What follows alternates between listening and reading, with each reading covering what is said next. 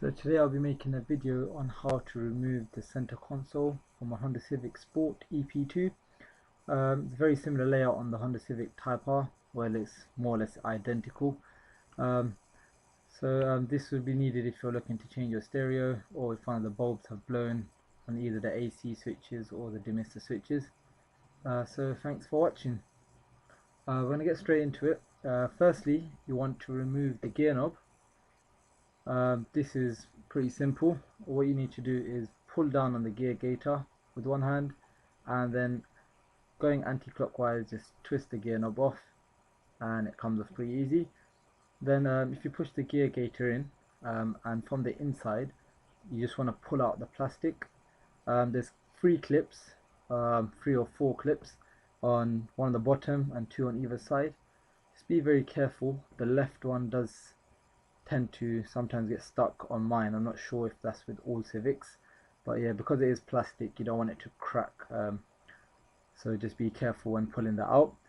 After that we got the 2 plugs on the back, one going into the cigarette lighter slot and the second one going into the back of the hazard light button.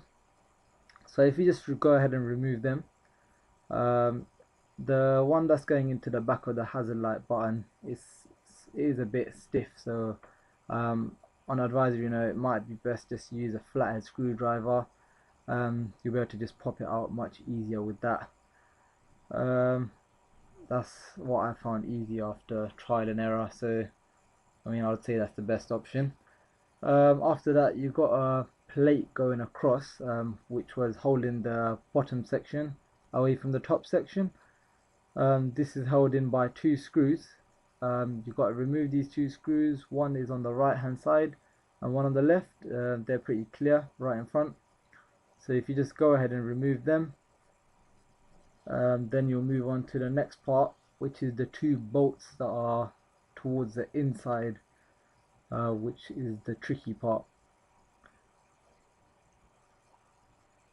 It is advised to try keep the screws all separate, so you know exactly which screw goes exactly where and what bolt goes where, because when it comes back to assembling you may have a lot of screws if you're changing the stereo, because you're gonna have to remove all the parts from the back of the dashboard once you remove the actual center console.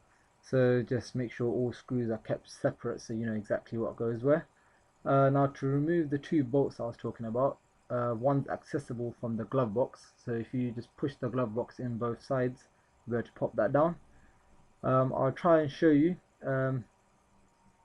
If you can see in this video, it's a bit dark so it is hard to get into these areas, so I would advise using a wall area or try to do it during the day when there's quite a lot of light.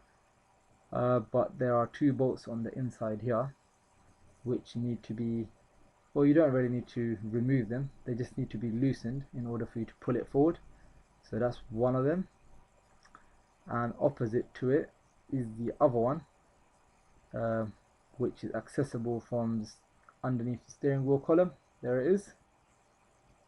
So if you remove those 2 bolts, they are actually holding that top piece of the center console, so it is very very secure, so no one can actually steal your unit. So if you remove them, then the next part would be to take off the plastic parts off the demister buttons. Just go ahead and remove them, or just a metal piece. Watch out for the inside, the metal piece might just jump out, so don't want to lose that. Just make sure you watch out for that.